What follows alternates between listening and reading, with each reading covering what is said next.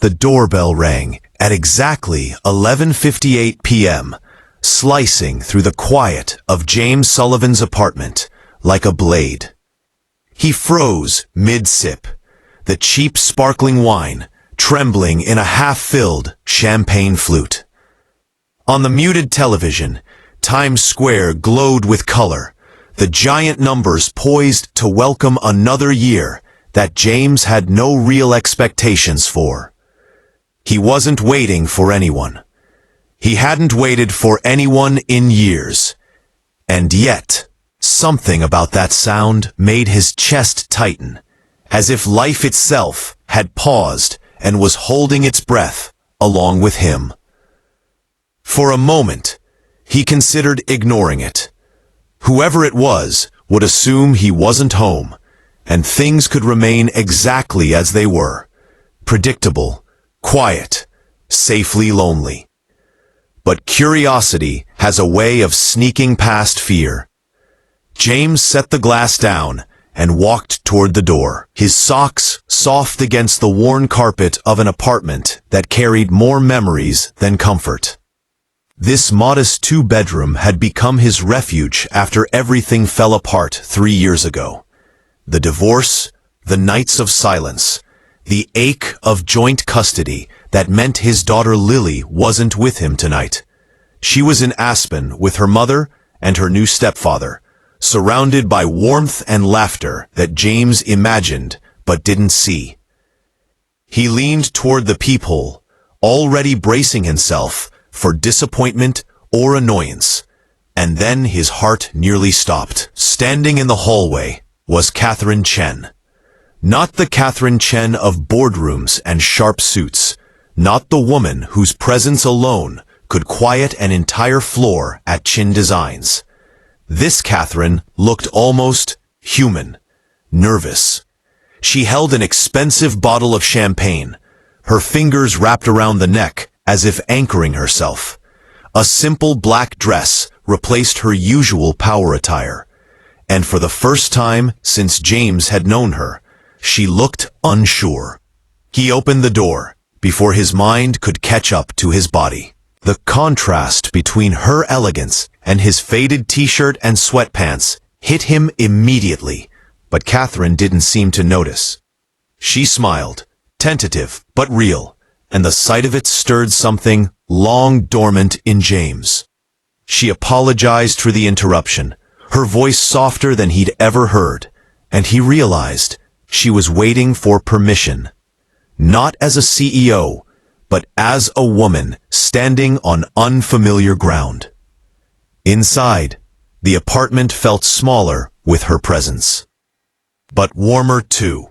They stood near the doorway, two people who shared a professional history, but suddenly felt like strangers learning each other for the first time.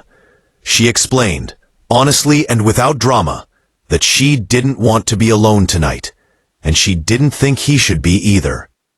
The words landed between them, simple and raw, and James felt something shift inside his chest. He'd spent years convincing himself that solitude was safer, that expectations only led to disappointment.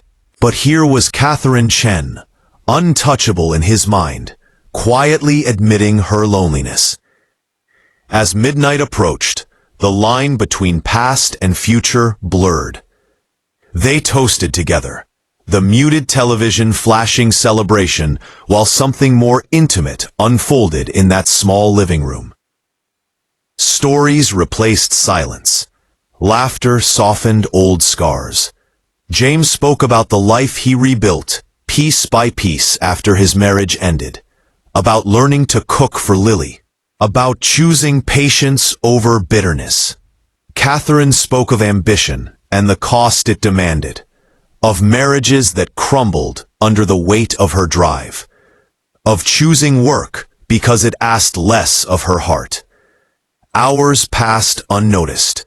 When dawn crept in through the windows, neither of them wanted to name what the night had become.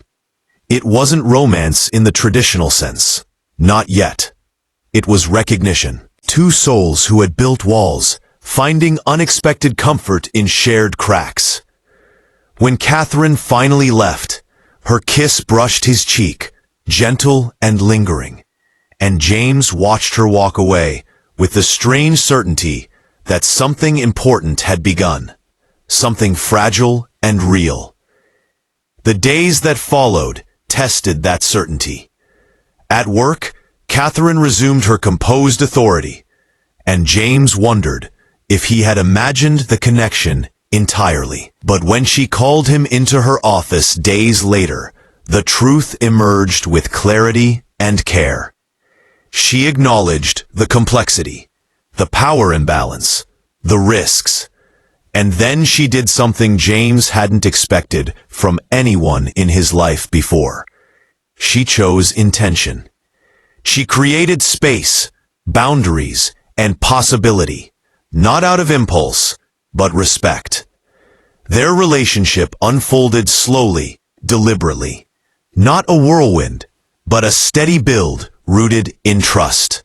Catherine learned what it meant to share space with a child when she met Lily, and James watched in awe as the woman who commanded boardrooms knelt on zoo pathways to examine insects with genuine wonder. Lily saw through Catherine immediately, asking the questions that mattered most, and found honesty waiting on the other side. Love didn't erase their challenges. Catherine's demanding schedule and James's insecurities sometimes collided. There were moments when the differences in their worlds felt heavy. But love, real love, wasn't about perfection. It was about compromise without resentment, about choosing each other, even when it was inconvenient. When Catherine was offered the opportunity in Singapore, the future trembled again. This time, though, James didn't freeze. He chose love without possession, encouragement without fear, and Catherine surprised herself by choosing balance over ambition alone. It was the first time either of them realized that love didn't require surrender. It invited growth.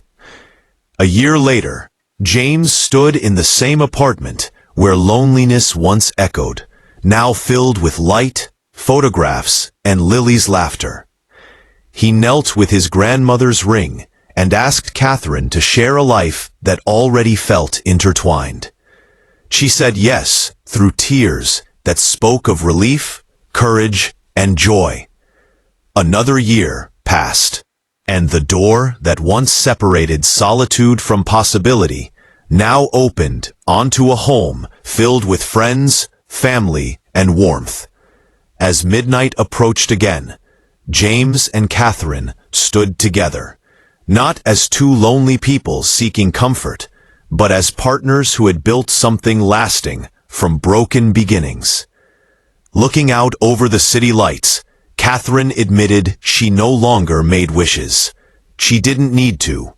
James understood. Life hadn't changed because of grand plans or perfect timing. It changed because someone knocked, and someone else found the courage to open the door. As the new year arrived, their kiss wasn't just tradition. It was a reminder that hope often arrives quietly, disguised as interruption. That redemption doesn't always come with fireworks, but sometimes with a single, unexpected moment that asks you to choose differently. If this story resonated with you, if you've ever felt alone at the edge of a new year, remember this. It's never too late for a new beginning. Sometimes all it takes is answering the door.